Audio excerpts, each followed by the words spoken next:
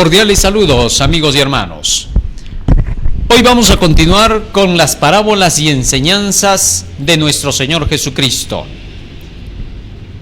La Biblia nos habla acerca de parábolas específicas de correcciones que Jesús hizo sobre los dirigentes religiosos de su época, sobre el pueblo en general y también sobre parábolas proféticas. Otra de las parábolas proféticas es la que vamos a estudiar hoy, la parábola de la viuda y el juez injusto.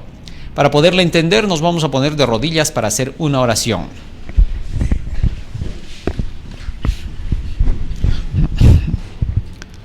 Bendito Padre que moras en los cielos, te damos gracias, Señor, porque nos das la vida y la salud, y te rogamos humildemente que tu Espíritu esté con nosotros para entender el mensaje que tienes preparado para hoy. De manera, Señor, que cada una de estas palabras quede grabada en nuestra mente y corazón y que sea el motor que impulse nuestras acciones. Porque te lo rogamos en el nombre de Jesús. Amén. Amén, Señor. Amén.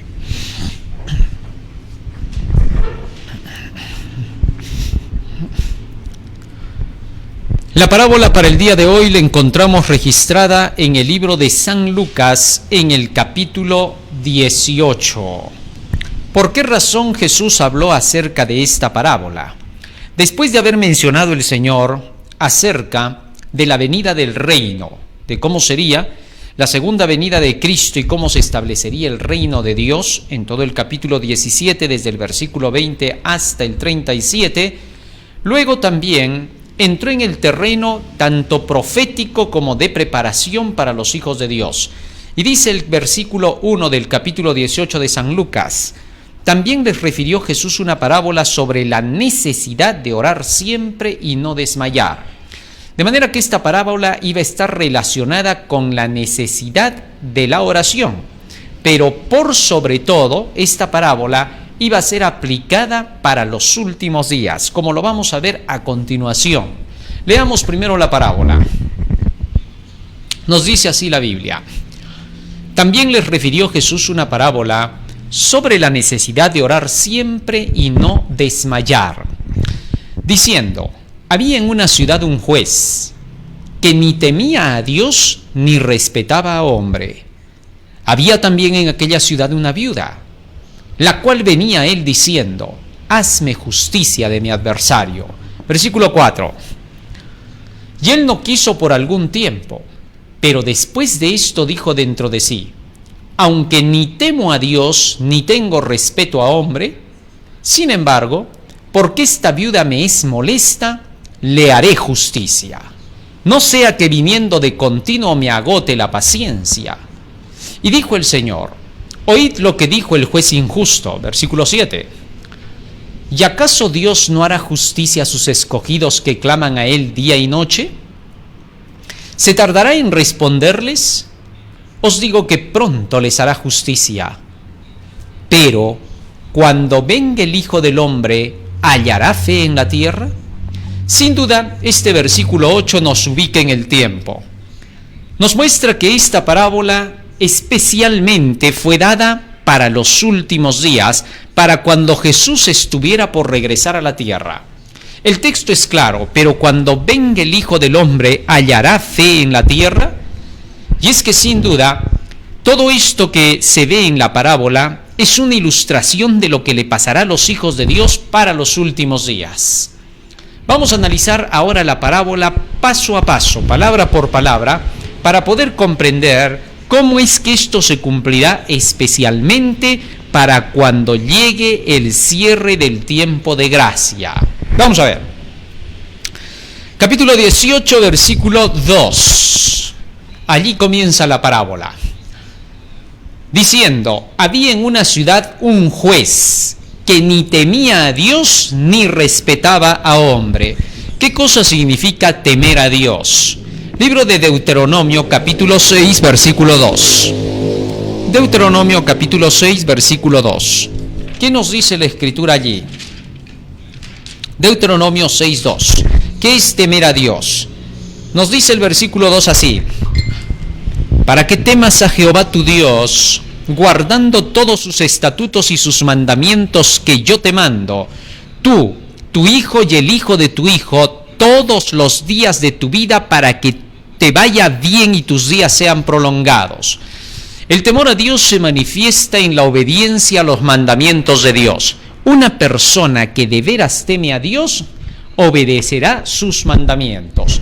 Así también lo declara el libro de Eclesiastés en el capítulo 12 y en el versículo 13. Fíjense lo que dice allí el gran sabio Salomón, el hombre más sabio. Antes de él no hubo nadie que fuese sabio, ni después de él habría con esa sabiduría. El único que lo superó fue nuestro Señor Jesucristo. Eclesiastés capítulo 12, versículo 13 dice: el fin de todo el discurso oído es este: teme a Dios y guarda sus mandamientos. El temor a Dios es esencial para que el ser humano pueda entrar en el reino de los cielos.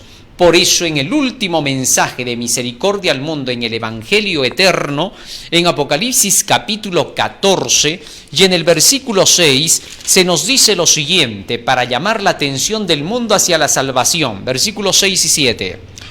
Vi volar por en medio del cielo a otro ángel que tenía el Evangelio eterno para predicarlo a los moradores de la tierra, a toda nación, tribu, lengua y pueblo, diciendo a gran voz: temed a Dios y dadle gloria, porque la hora de su juicio ha llegado, y adorad a aquel que hizo el cielo, la tierra, el mar y las fuentes de las aguas.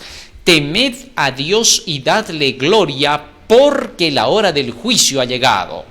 Hablando acerca de este juez, que ni temía a Dios ni temía a hombre, se hace referencia precisamente al tiempo del juicio. La parábola está relacionada con la hora del juicio. Pero este juez, en plena hora del juicio, no temía a Dios ni temía a hombre. Vale decir, no obedecía los mandamientos de Dios, no quería someterse a lo que Dios había enseñado, a pesar de que se pide en esta hora del juicio: temed a Dios y dadle gloria, porque la hora del juicio ha llegado. Hay un grave peligro en no temer a Dios y darle la gloria. ¿Cómo es que nosotros le tememos a Dios directamente y qué peligro hay en que nosotros no le temamos? Como dije ya, temer a Dios es guardar sus mandamientos. ¿Qué pasa cuando no le tememos? Libro de Jeremías capítulo 2, versículo 19. Fíjense lo que dice allí. Jeremías 2:19. Tu maldad te castigará y tus rebeldías te condenarán. Sabe pues y ve cuán malo y amargo es el haber dejado tú a Jehová tu Dios y faltar mi temor en ti, dice el Señor Jehová de los ejércitos. Ahora Dios, hablando a través de Jeremías, declara que dejar de temer a Dios es lo peor que puede ocurrir. El texto está siendo claro: tu maldad te castigará. ¿Por qué? Porque has dejado mi temor, dice Jehová. El temor de Dios es el que evita que nosotros podamos caer en nuestra propia maldad. Fíjate lo que dice en el libro de Proverbios capítulo 2, versículo 1 hasta el 5. Cuando el hombre no tiene el temor de Dios dentro de él, cuando no teme a las advertencias de Dios, entonces el hombre cae en los peores errores. Haz de cuenta que un padre le dice a su hijo: hijo, no vas a desobedecer, no quiero verte que estés caminando en la calle porque hay demasiados camiones por acá, te pueden atropellar. Y el hijo desobediente no acata a la advertencia de su padre, no teme a lo que su padre le ha dicho. Al no temer a la advertencia, este hijo se sale desobediente y lo atropella el carro. Y cuando regrese el padre y encuentra que el hijo está atropellado y lo están llevando al hospital, lo primero que le dice: hijo, ¿por qué saliste si te dije que no salieras? Cuando nosotros perdemos por completo el deseo de seguir las advertencias de Dios, estamos perdiendo el temor a Dios. El mundo está enseñando a no temerle a Dios. El mundo está haciendo creer que como Dios es amor, no tenemos nada que temer de lo que Él diga o haga. Eso no es verdad. Precisamente porque Dios es amor, nos quiere proteger y nos da advertencias para que no caigamos en el error. Por eso Él nos dice: cuidado que vaya a faltar mi temor en ti, tu propia maldad te castigará. Cuando un hombre toma licor, sube al carro y pone toda la velocidad estando borracho, no es Dios quien lo castiga, es su desobediencia, su propia maldad la que lo castiga. Choca y solo es el resultado de la acción que realizó. Dios no tuvo nada que ver en el asunto, Dios le advirtió que no lo hiciera, pero fue el hombre el que cosechó el mal. Muchas personas dicen, Diosito me ha castigado. No, pero el texto está diciendo claramente, tu propia maldad te castigará. Por lo tanto, es indispensable que debamos tener el temor de Dios dentro de nosotros. Esto no hay que olvidarlo jamás. Proverbios 2:1-5 dice así: Hijo mío, si recibieres mis palabras, si mis mandamientos guardares dentro de ti, haciendo estar atento tu oído a la sabiduría, si inclinares tu corazón a la prudencia, si clamares a la inteligencia y a la prudencia dieres tu voz, si como a la plata la buscares y la escudriñares como a tesoros, entonces entenderás el temor de Jehová y hallarás el conocimiento de Dios. Fíjate lo que dice aquí el texto: si guardas mis palabras dentro de ti, si atesoras mis mandamientos en tu corazón, si mis enseñanzas son buscadas por ti como tesoros escondidos, como cuando el minero busca el oro, entonces llegarás a entender el temor de Jehová. Cuando nosotros vamos estudiando la Biblia, nos llenamos de los mandamientos de Dios y de las historias que están en la Biblia, de los patriarcas, de los profetas. Vemos las acciones y vemos las reacciones que se dieron por cada acción que ellos realizaron. Aprendemos qué es lo que tenemos que hacer y qué es lo que no tenemos que hacer. Y el temor de Dios ya mora dentro de nosotros. Así que el temor de Dios entra en nosotros por medio de sus leyes, mandatos, enseñanzas y estatutos de su palabra.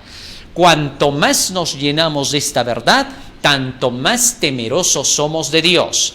Se llama temeroso de Dios a un hombre, a un individuo que se llena de la palabra de Dios. Entonces ya tiene las advertencias dentro. Y cada vez que se encuentra frente a cualquier situación de la vida, sabe lo que tiene que elegir y lo que no tiene que elegir. Una persona que tiene buen discernimiento es una persona que teme a Dios. El don del discernimiento está en la palabra, porque la palabra te enseña lo que es bueno y lo que es malo. Y al aprender eso, ya tienes el temor de Dios que te frena de hacer el mal. Tú dices de inmediato, esto no se hace, aquello no se hace. Tu conciencia está santificada, tu conciencia es como la de Jesús. Jesús reconocía el pecado al kilómetro, odiaba con perfecto odio al pecado. ¿Por qué? Porque dentro de sí tenía la justicia, que es lo opuesto del pecado. Es decir, Jesús estaba lleno del temor de su Padre. Así nos dice el libro de Hebreos. Eso le evitó pecar a Jesús. Es decir, cuando digo evitó pecar, significa le evitó sufrir a Jesús y que todo le salga bien. Cuando una persona tiene conocimiento, todo le sale bien. ¿Por qué? Porque conoce lo que tiene que hacer. Si es alguien que conoce de computadoras, sabe cómo trabajarlas, sabe cómo operar. Pero si es alguien que no conoce, anda temeroso y todo le sale mal.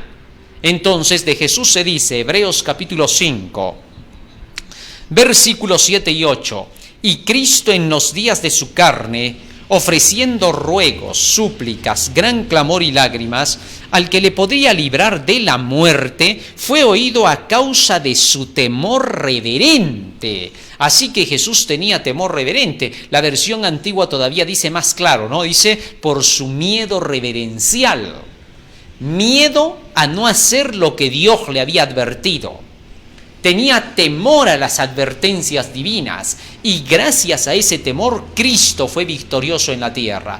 Satanás es el único que no quiere que le temas a Dios. Él en el cielo se lo enfrentó a Dios. Miguel y sus ángeles peleaban contra el dragón y sus ángeles, dice Apocalipsis 12:7. Pero ¿cuál fue el resultado? No fue nada placentero, porque entonces el dragón fue echado del cielo junto con sus ángeles. Así que entonces La falta de temor a Dios trae desgracia. Se la trajo a Lucifer y se las trajo a todos los seres humanos que a través de la historia han vivido sin el temor de Dios. Muy bien, ahora teniendo en cuenta que el temor a Dios trae como buen resultado la salvación y el hacer lo correcto, de este juez de la parábola se dice que no le temía a Dios. Hay gran peligro de que en esta hora del juicio, que ya estamos viviendo previo a la segunda venida de Jesús, olvidemos que debemos de tener temor a Dios. Satanás inducirá a los hombres a que éstos pierdan el temor de Dios. En el libro de Filipenses, por eso el apóstol Pablo nos advirtió para que no cometamos errores en esta última hora.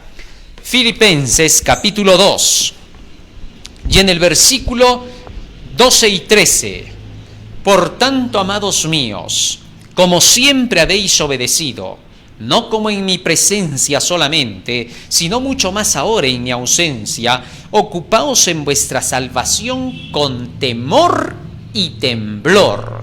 Es decir, ocúpate de la salvación todos los días, llenándote del temor de Dios. De eso se trata. Cuanto más estudias la Biblia, tanto más temeroso de Dios eres. Cuando digan a alguien, ese hombre es temeroso de Dios, es porque ese hombre está lleno de la palabra de Dios. Pero si es una persona que dice ser bautizada, aunque sea pastor, dirigente, quien quiera que sea, y que no le gusta la Biblia y que todavía te dice, mucho conocimiento no te va a salvar, es una persona que no teme a Dios en nada, es igual que este juez injusto. No teme a Dios. ¿Sabes por qué? Porque el temor no nace de tu corazón. El temor es puesto por Dios. Por eso dice, entonces hallarás el temor de Dios. Así que en ninguna manera tu temor personal tiene que ver con el temor a Dios. El temor a Dios solo tiene que ver con la palabra de Dios. Y cuando el texto bíblico dice, temed a Dios y dadle gloria porque la hora del juicio ha llegado, lo que te está diciendo es, llénate de la palabra de Dios, conoce todas las advertencias de Dios, para que en la hora del juicio tengas respuestas y puedas salir libre, tranquilo y feliz. Pero si no tienes la palabra de Dios dentro, no soportarás en esta hora del juicio, aunque ores todo el día y aunque seas el más sincero de la tierra. De nada te servirá. ¿Comprendiste eso? Cientos y miles de personas y cientos de pastores religiosos declaran que no hay que temerle a Dios. La nueva era con el espiritismo ha llegado a la conclusión de que no hay que temer a Dios. ¿Por qué? Porque dicen, Dios es amor, no tenemos nada que temer de Él, porque Él es muy bueno. Todos nosotros sabemos que por lo mismo que Dios es amor, tenemos que temer a las advertencias que nos da cuando nos dice no hagas esto porque te va a ir mal, hijito. No es que Dios te mande el mal, sino que tú lo cosechas. Gálatas capítulo 6, versículo 7, el apóstol Pablo es claro cuando dice, no os engañéis, Dios no puede ser burlado, que todo lo que el hombre sembrare, eso también cosechará. Gálatas capítulo 6, versículo 7. Sin duda la palabra del Señor no nos puede engañar. Así que todo lo que el hombre sembrare, eso también cosechará. Muy bien, teniendo eso en cuenta, este juez no temía, dice, a Dios. Quiere decir que no le importaban las leyes de Dios. No sé cómo era juez. Porque no puede ser juez alguien que no cree en la Biblia. Quítesele el cargo. Así de sencillo. No tiene derecho. ¿Por qué? ¿Cómo va a ser juez alguien que desprecia las leyes divinas?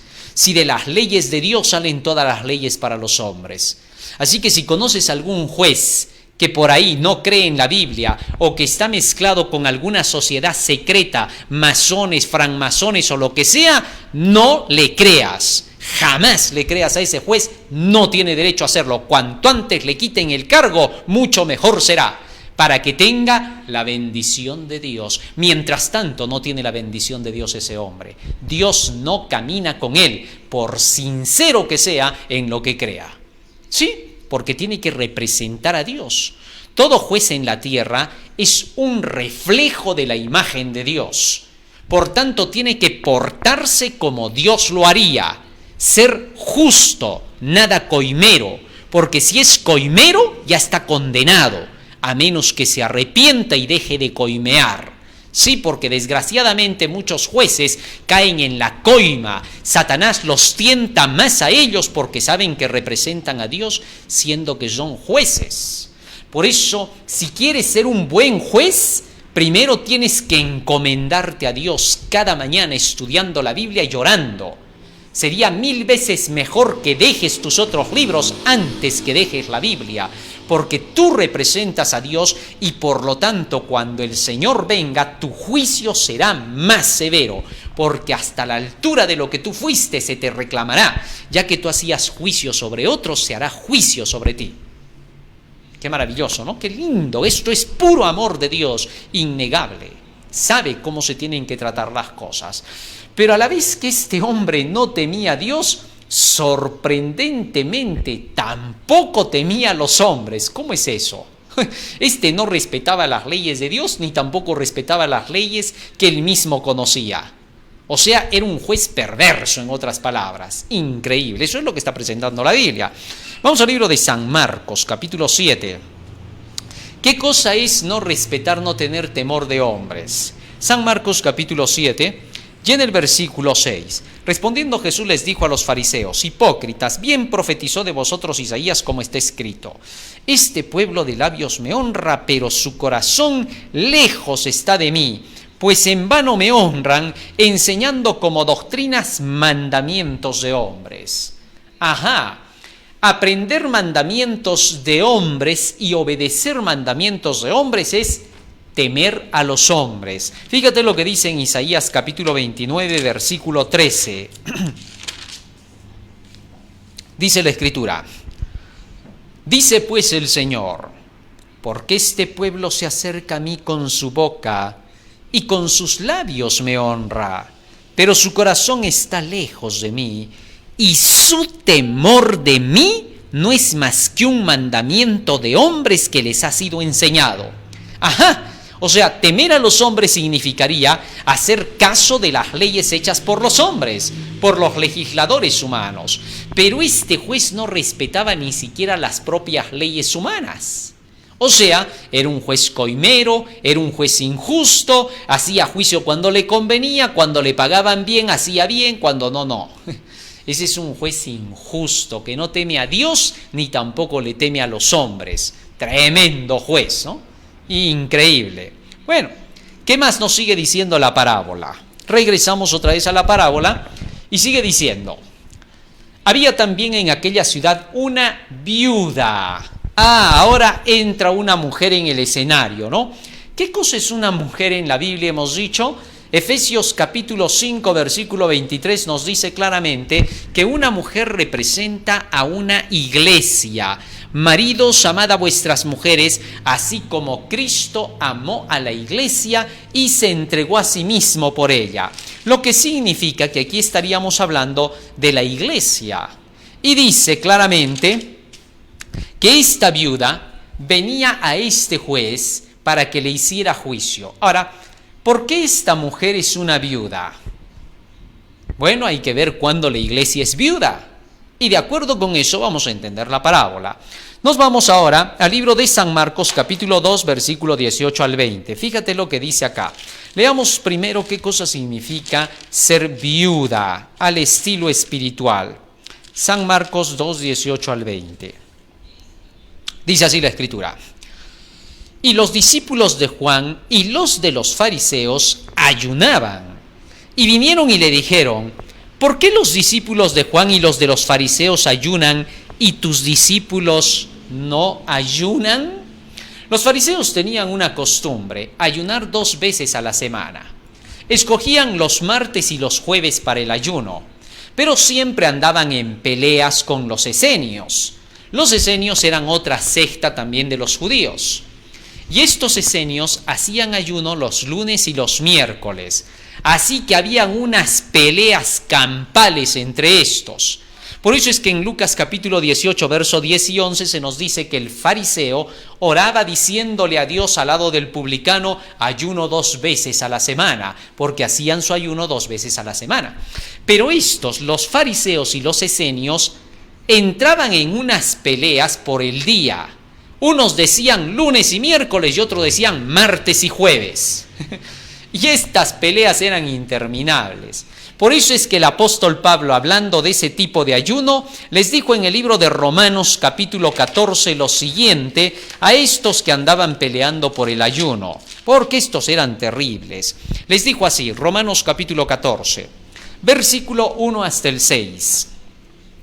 Recibid al débil en la fe, pero no para contender sobre opiniones, porque uno cree que se ha de comer de todo. Otro que es débil come legumbres, el débil en la fe. El que come no menosprecia al que no come, y el que no come, es decir, el que ayuna, no menosprecia al que come, porque Dios le ha levantado. ¿Tú quién eres que juzgas al criado ajeno? Para su propio Señor esté en pie o cae, pero estará firme, porque poderoso es el Señor para hacerle firme. Uno hace diferencia entre día y día, es decir, entre los días de ayuno. Otro juzga iguales todos los días. Para el otro le da lo mismo ayunar cuando sea. Sigue diciendo más. Pero cada uno esté plenamente convencido en su propia mente. El que hace caso del día martes y jueves, lunes o miércoles, lo hace para el Señor. Y el que no hace caso del día, no lo hace para el Señor. Y el que come, para el Señor come, porque come dando gracias a Dios. Y el que ayuna, es decir, el que no come, para el Señor no come y da gracias a Dios. Ahora el apóstol Pablo les estaba reclamando por qué discutían tanto del ayuno. Es que para esta gente el comer o no comer le era sumamente importante según sus prácticas ritualísticas y ceremoniosas. Por esa razón Pablo les dijo, ya no estén peleando por el día del ayuno. Y en el 14 del versículo 21 les dice, bueno es no comer carne, ni beber vino, ni nada en que tu hermano tropiece, se ofenda o se debilite. Estaba hablando entonces de la alimentación y el ayuno. Claro, hay algunos que pervierten los textos bíblicos y piensan que esto se refiere al día sábado. No tiene nada que ver con el sábado. ¿De qué están hablando? Aquí está hablando Pablo de los que comen y de los que no comen. De los que comen legumbres y de los que comen de todo, es decir, los que ayunan y los que no ayunan. ¿Por qué? Porque el ayuno era simplemente con legumbres, en ese tiempo frutas y verduras para el día del ayuno. Hasta el día de hoy, el verdadero ayuno no es seco. Hay personas que quieren ayunar como Jesús, ¿no? Con los 40 días, sin agua, sin nada. No, eso es dañarse. El ayuno que enseña la palabra del Señor es con legumbres. ¿Para qué sirve el ayuno? El ayuno no tiene ningún poder en sí mismo. Hay personas que piensan que el ayuno tiene poder. Dicen, no, hay que ayunar para que suceda algo especial. No, el ayuno no tiene poder. El poder está en que cuando ayunas te pones a estudiar la palabra y la entiendes mejor. Una persona que esté en ayuno, cuando estudia, se le graba mucho más rápido. ¿Por qué? No es porque hay algo mágico en el ayuno, es algo sencillo. Cuando tú estás en ayuno, la comida que normalmente sabe estar en el estómago, jala sangre del cerebro. Y eso es lo que no te deja captar bien cuando lees. Por eso a la iglesia nunca vamos con el estómago repleto. Comemos poco el día sábado, más medido que otros días. ¿Para qué? Para que no vaya a ser que lleguemos a la hora del culto y estemos nosotros en la medianoche de nuestro sueño. ¿Sí? Porque es una falta de respeto a Dios el tener que venir al culto y dormirse en el culto. Tenemos que aprender a comer menos para venir a atender más. Cuanto menos esté la sangre en el estómago y más esté en el cerebro, mayor recepción intelectual tendremos. Así que por esa razón es que el ayuno puede manifestar mejoría en la espiritualidad. ¿Correcto? Muy bien. Así que entonces, cuando nosotros buscamos, hagamos el ayuno pero con frutas y verduras, con comidas que sean bien sencillas para que podamos captar mejor las lecciones de la Biblia. Regresamos otra vez al libro de San Marcos, al capítulo 2, pero no nos vamos a quedar ya en el ayuno porque ese no es nuestro tema. Ya hablaremos de eso en otro momento. San Marcos capítulo 2, versículo 19 dice, Jesús le dijo, ¿acaso pueden los que están de bodas ayunar mientras está con ellos el esposo? Entre tanto que tienen consigo al esposo, no pueden ayunar. Mientras Jesús les estaba dando la palabra de vida, ellos no necesitaban ayunar porque Jesús les hacía entender todo. Cada vez que ellos se sentaban a escuchar a Jesús, les explicaba con lujo de detalle cada una de sus enseñanzas, parábolas, milagros, historias de la Biblia. Todo preguntaban ellos y Jesús les decía, esto significa esto significa aquello, significa esto más. No necesitaban ayunar. Pero cuando el esposo ya no estuviera con ellos, ahí tendrían que ayunar. Mientras tanto que el esposo estaba con ellos, no tenían por qué hacerlo. Cuando Jesús fue crucificado y durante esos días Jesús no estuvo con los discípulos y aún la semana posterior no estuvo, ellos tuvieron que pasar por ese tiempo de ayuno hasta el Pentecostés. Pero ahora tenían al esposo junto a ellos. ¿Por qué iban a ayunar? No les hacía falta. Un ayuno estaba de más. Cuando ya el esposo no estuviera, ahora las cosas cambiarían. Y entonces Jesús siguió diciendo, versículo 20, pero vendrán días cuando el esposo les será quitado y entonces en aquellos días ayunarán. ¿Cuándo es que para estos días el esposo va a ser quitado? Cuando Jesús ya no esté intercediendo por nosotros allá en el cielo en esta hora del juicio. ¿Cuándo va a ser eso? Cuando se cierre el tiempo de gracia. Así que entonces, para ese tiempo el pueblo del Señor estará como la viuda. No tendrá el esposo y tendrá que ayunar. Y es por eso que para el tiempo de angustia se promete solo pan y agua para los que van a tener que resistir en el tiempo final. Ahora bien, siendo que esta viuda entonces representa a la iglesia que está sin el esposo, tendrá que estar bajo las leyes humanas de jueces injustos para esa época que no apoyarán la verdad del sello de Dios del día sábado. Entonces será tiempo en que esta iglesia pedirá que se le haga justicia.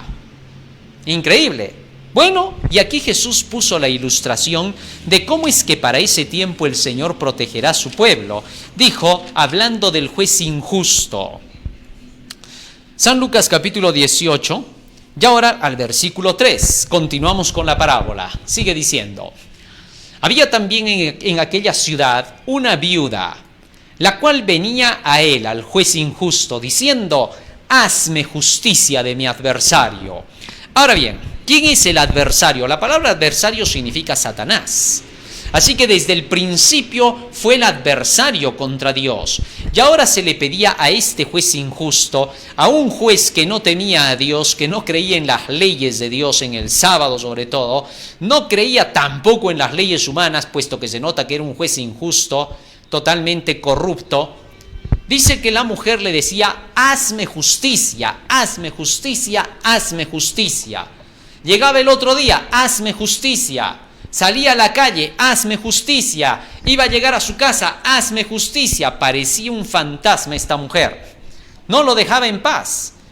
Así que entonces el hombre llegó a un punto donde dijo, ya esta mujer ya me tiene harto. Así que voy a tener que hacerle justicia. Sigue diciendo la parábola. Versículo 4, y él no quiso por algún tiempo, pero después de esto dijo dentro de sí, aunque ni temo a Dios ni tengo respeto a hombre, versículo 5, sin embargo, porque esta viuda me es molesta, le haré justicia, no sea que viniendo de continuo me agote la paciencia. Muy bien, este juez injusto reaccionó, ¿no? Y dijo, ya, esta mujer ya me cansó, ya me tiene harto, no vaya a ser que algo pase acá. Así que le voy a hacer justicia a esta mujer. Ahora Jesús dijo, seguimos leyendo, versículo 6. Y dijo el Señor, oíd lo que dijo el juez injusto. ¿Y acaso Dios no hará justicia a sus escogidos que claman a Él día y noche? ¿Se tardará en responderles? Versículo 8. Os digo que pronto les hará justicia. Qué interesante. Ahora Jesús hizo la comparación. Si este juez injusto llegó a actuar en favor de esta viuda, ¿cuánto más actuará Dios en favor de su iglesia que esté sin intercesor en el tiempo final, para la hora del tiempo de angustia? Os digo que les hará juicio prontamente.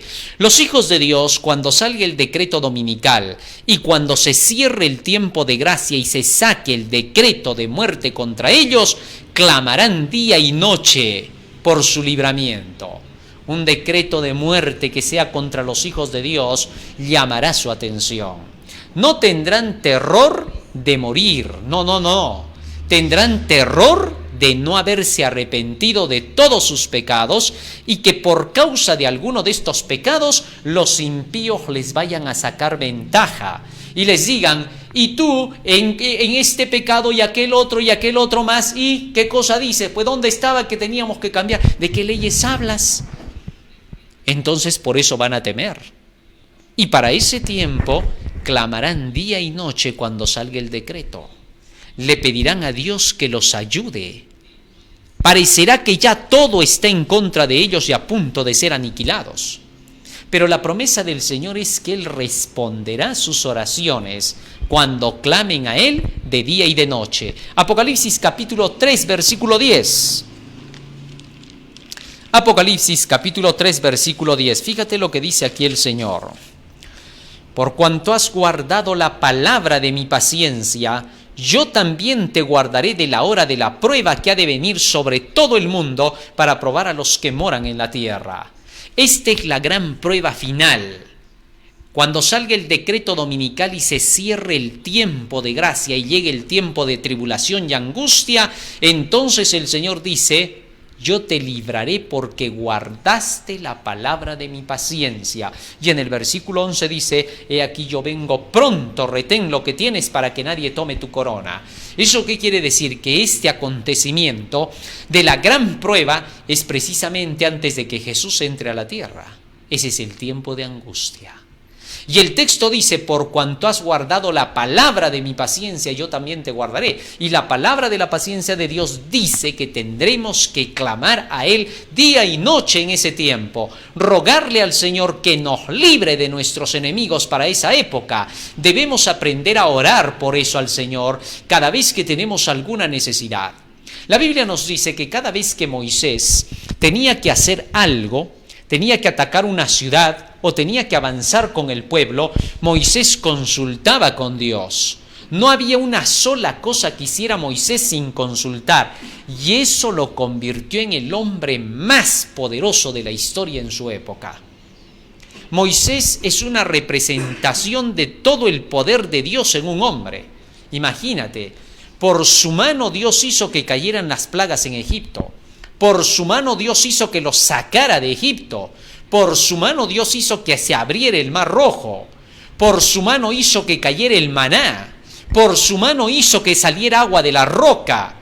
Todo ese tremendo poder que manejaba Moisés venía del cielo, y solo por el cielo actuaba Moisés, porque Moisés, antes de poder dar un paso, primero consultaba con Dios.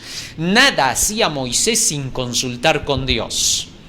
Si pasamos a la historia de Josué, nos vamos a encontrar que antes de que Josué pudiese utilizar su espada y ser un gran guerrero poderoso, primero tenía la espada del Espíritu en las manos, y nada hacía sin consultar con Dios.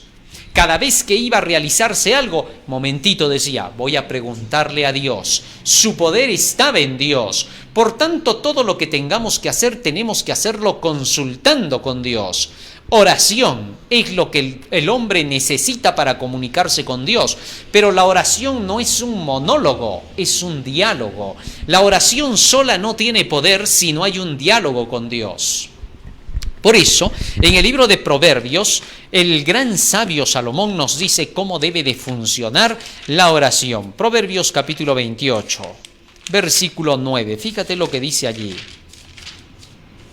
Nos dice así la Escritura: el que aparta su oído para no oír la ley, su oración también es un monólogo, es abominable, en otras palabras. ¿Comprendes?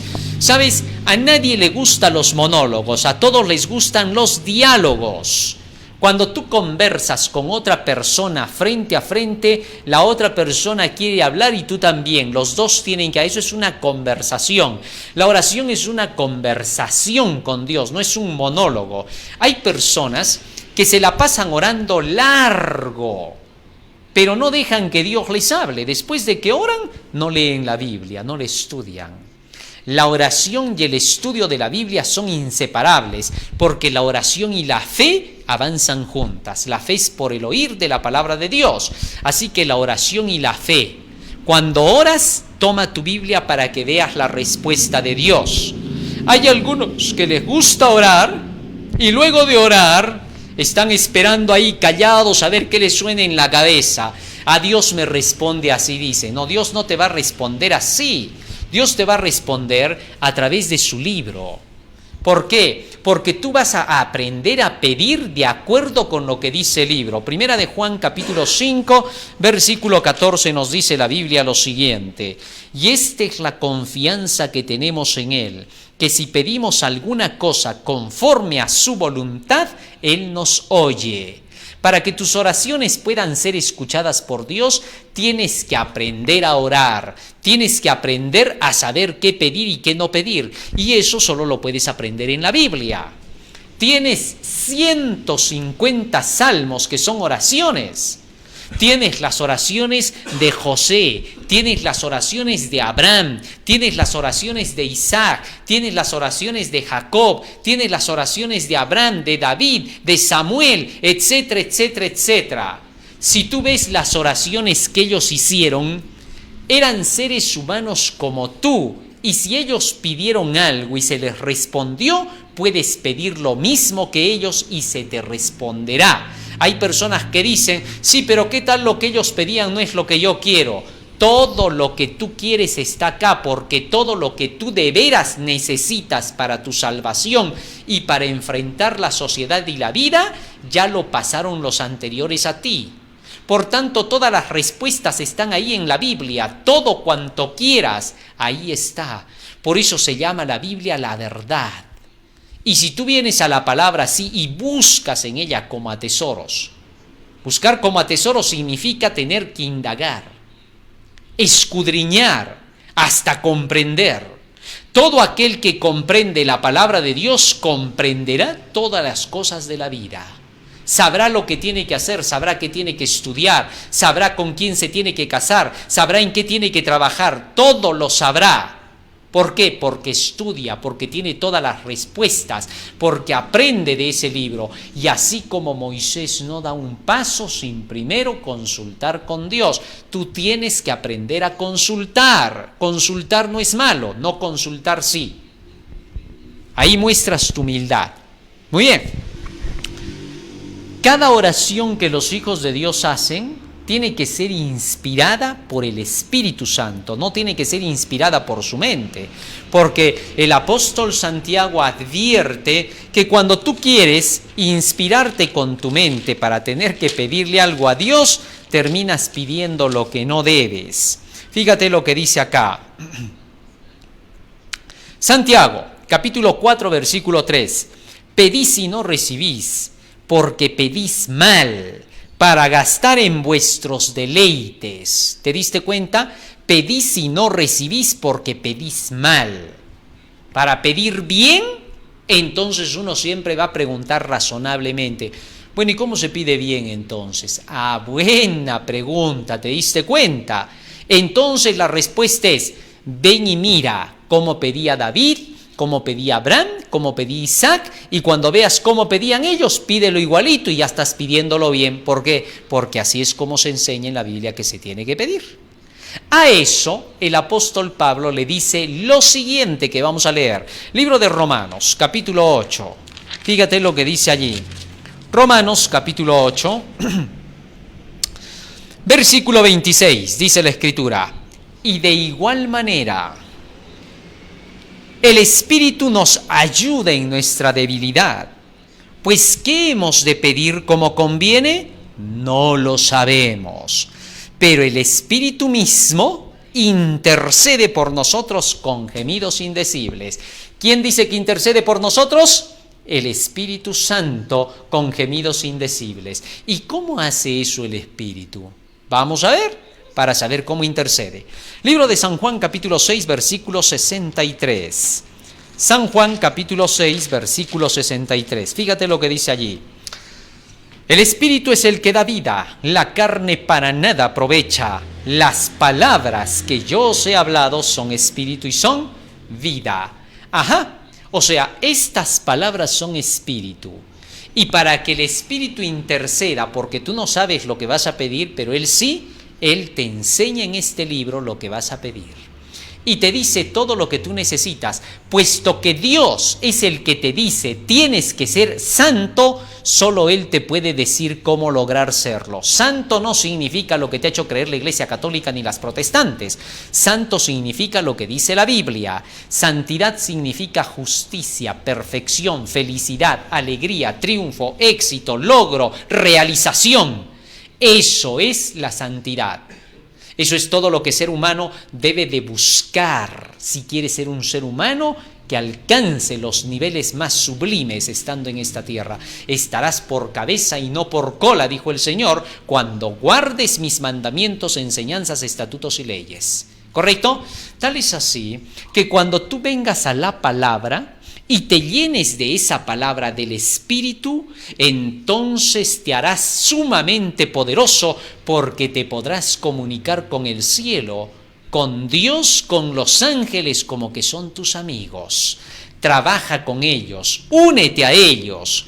El trabajar con ellos significa vivir de toda palabra que sale de la boca de Dios. ¿Sabes por qué? Porque el día que te llenas de este libro, piensas como los ángeles, piensas como Jesús. Entonces ya puedes ser llamado para trabajar con Él.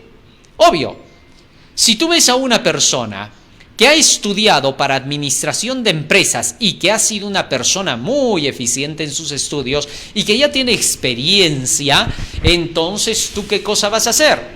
Al primero que vas a contratar es a ese, porque serías necio si no lo haces.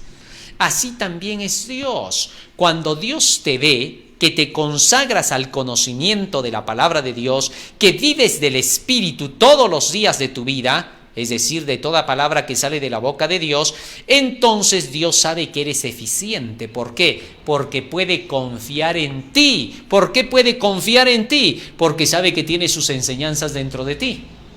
Entonces ya sabe que cuando te pida algo, tú ya leíste y lo vas a hacer. No porque seas especial, no porque seas divino. Sí, porque hay gente que dice, yo solo le voy a creer si es especial o divino. Yo más bien diría, si es especial o divino, no le creo nada. Así de sencillo. ¿Por qué? Porque yo solo le creo a quien conoce la verdad. Y conoceréis la verdad, y la verdad os hará libres. Jamás le voy a creer a un ser que diga por ahí que es divino, que no lo hay. De hecho, no lo hay. ¿Por qué? Porque si voy a empezar a querer creer la verdad porque yo me encuentre una persona en la tierra que es un angelito de Dios con zapatitos y todo, ese día nunca va a llegar. Y si no, ¿dónde hay? Dímelo tú. ¿Cuántas personas hay que a veces ponen pretextos para no seguir la verdad de Dios, ¿no? No le creo a David por esto, no le creo a Abraham por esto, no le creo al otro por esto, no le creo tampoco a Dios ya. Ya no le creen a nadie. Es increíble, ¿no? Hay que tener cuidado por eso. Nosotros creemos por la verdad, porque cualquiera que te venga a decir cualquier cosa a ti te diga, no, yo no solo te creo por eso, yo te voy a creer también por ti, por aquello, por aquel más, por el otro más, tú dile, ¿y tú cómo eres para creerte a ti? Es que estamos hablando de ti, te va a decir. Esto se la saben pues todas menos las buenas. No le creas a ese tipo de gente, tú solo créele a la verdad. Esto por favor grábatelo, si es posible escribe, cómprate un cuaderno y llénalo así. Conoceréis la verdad y la verdad os hará libres. Conoceréis la verdad y la verdad. Eso, repítelo hasta que se te gaste el lapicero y te compras otro de paso.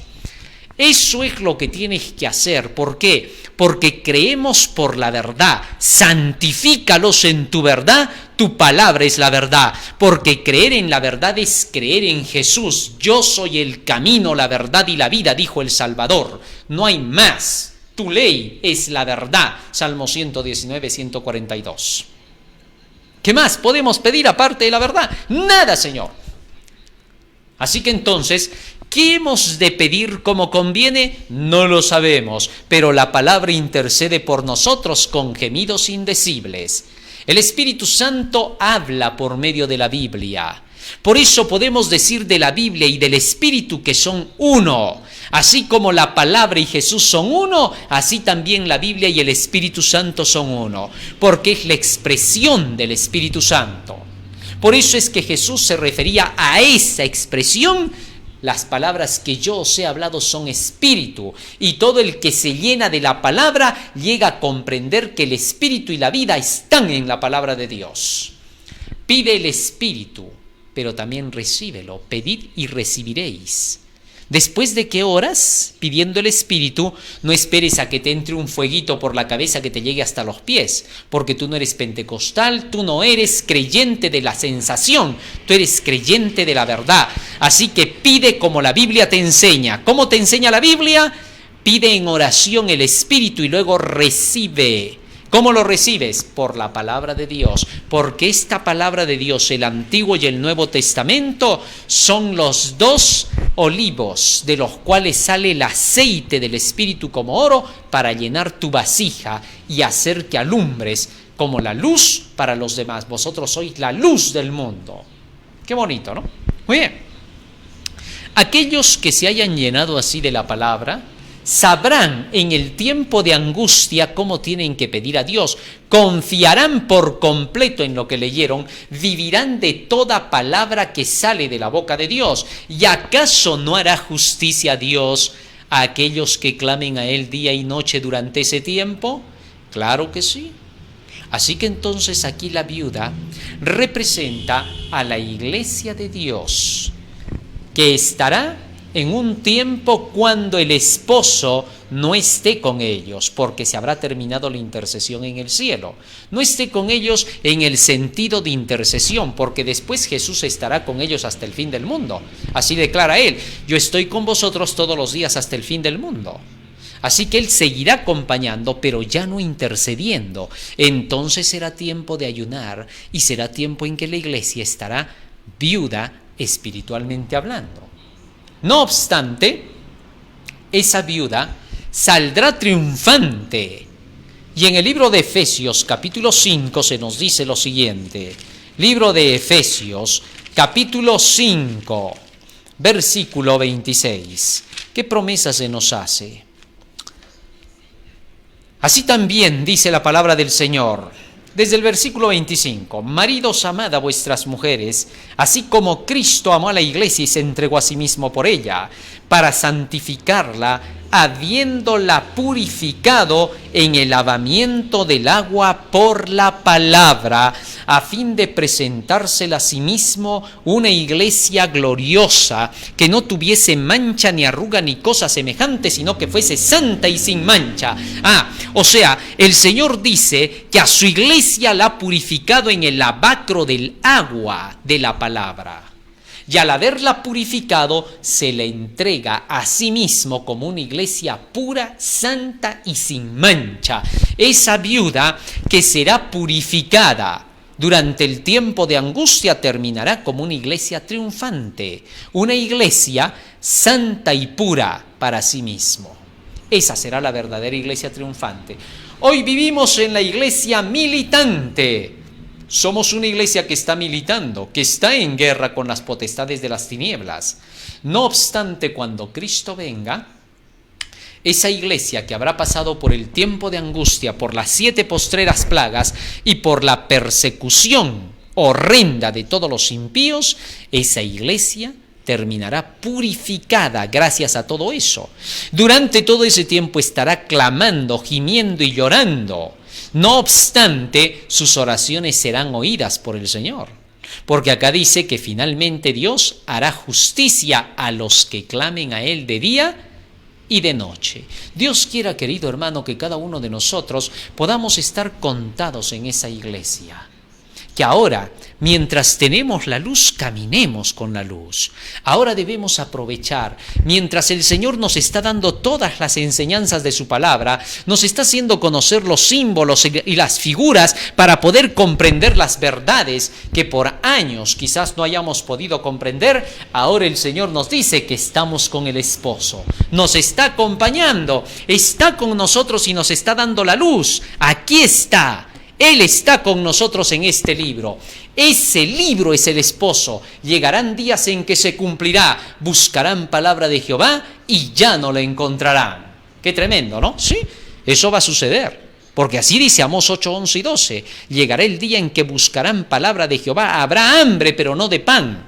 Así que mientras el esposo está con nosotros, tenemos la palabra del Señor, no perdamos el tiempo. Hay que estudiar, repasar cada símbolo, cada figura. Agarra tu Biblia mientras todavía tenemos la luz. Andad entre tanto que tenéis la luz y que no os sorprendan las tinieblas, dijo Jesús. Ojalá ahora entendamos estas cosas, llenémonos más de la palabra de Dios. Tienes el espíritu de profecía, todo lo que escribió la mensajera del Señor, la profeta de Dios.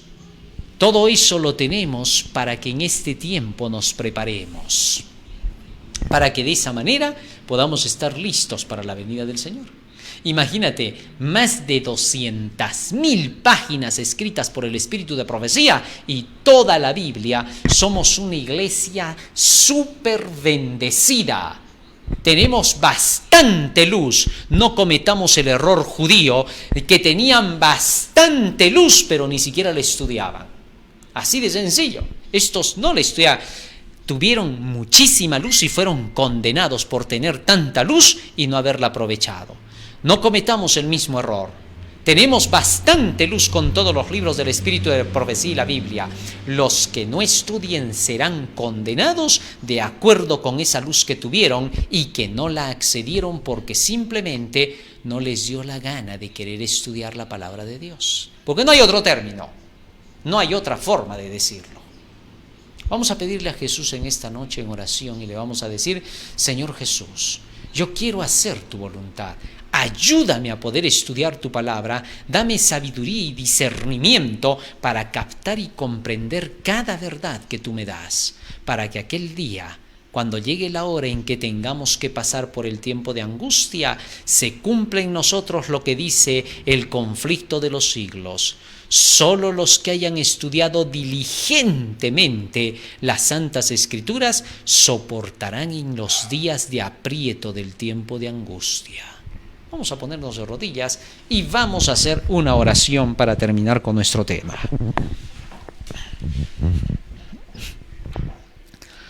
Bondadoso Padre que moras en los cielos, estamos agradecidos a ti porque nos has dado tu palabra en el día de hoy. Y te rogamos, Padre Santo, que cada palabra que hemos aprendido pueda quedarse grabada en nuestra mente y corazón.